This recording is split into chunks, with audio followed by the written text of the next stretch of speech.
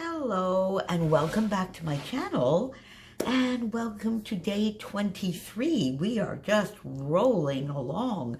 Day 23 of 30 days of sketches. And of course, as every day, please pop on down below and follow along. Go on over and join the Facebook group if you haven't done that already. And remember that Christina scraps live somewhere between noon and 1 o'clock Eastern time generally, but she scraps the sketch live every day.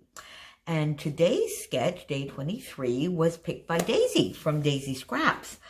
So it's another lovely, lovely sketch and another one where the gorgeous Vicki Boutin pre-made foundation papers to the rescue. However, on this one, I added, there's quite a big circular shape on the sketch. And at first I thought maybe of stitching.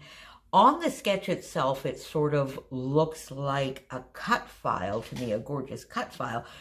I decided to use some mist and just using the nozzle make the circular shape. So if you want to stick around, when I finished blabbering here, I'll do that for you, do exactly what I did so that you can see. I should have come on, but it just sort of hit me. I had actually done the majority of my layers, and then I was thinking of stitching, and then this idea came to me, so I just did it. And I didn't think to come on here and do it live, but I will do so afterwards. So the Vicki Boutin pre-made, then of course I added my circular element, and I did also go in and add a little bit more of the gold color shine, splattered it up sort of a little bit on a diagonal here because I thought it would just fill in and just give that little bit of a finishing touch. I had some stars already on my desk that I had die cut for another project, and then I just die cut another one here using, this is a Vicki Boutin scrap that was on my desk. This from the Simple Stories Quarantine. I used my punch for that so that I could sort of get the star element, and I stayed with stars. I didn't add any flowers. I stayed with the stars because I liked the shape and I liked how that looked with this photo. Now my photo has just the two mats. It's mounted up on foam and it's very hard to see. I don't know whether you can really see here, but that is an owl. In real life, you can definitely see it quite well. And this was when Deb and Ron were in the country, and an owl came to visit. So Ron at that point snapped a photo and sent it to me. And I think it was around 2012, maybe 2013, I think. And it was during the day, not dawn and dusk, which is when they would generally come out. And from the research that we did, I think this is a short-eared owl. Now, somebody out there, maybe you're going to correct me like you did with my black swans. But from everything that I could find, it was, and it is an owl that can be found and is found mainly in farm and marshlands of southern Ontario and BC. So it definitely makes sense. The coloring made sense. It basically has no ears, so I think it was a short-eared owl.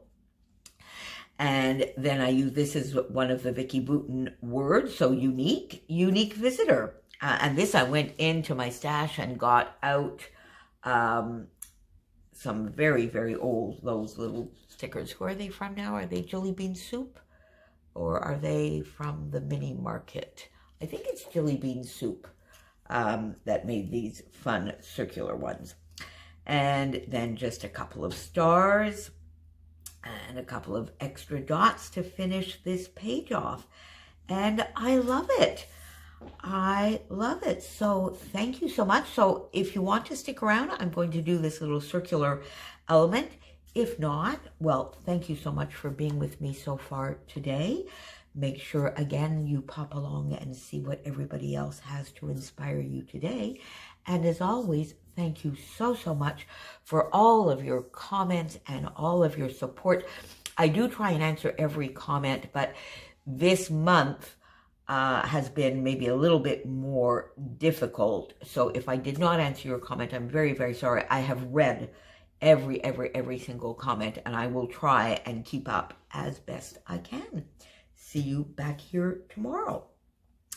Now, for those sticking around, let's just do this fun circular element. And it's really, really, really easy and fun. I just use,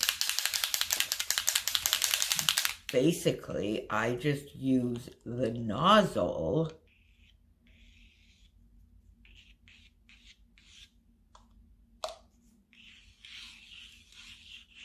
to come in here and do some circular elements. You see, and then you can sort of make it, smush it a little bit more.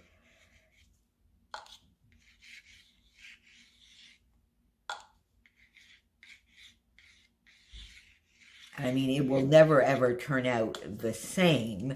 Then I'm going to go into the gold. Now, when I did it, I did let this dry in between. So I don't know, this might, doing it live here, mixing the two colors, might make a little bit of a mess.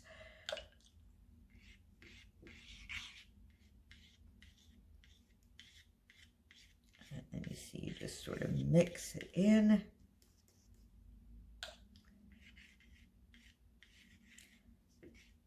That's really all there is to it. Now you see it is making some mud here, but normally you would just let it dry in between.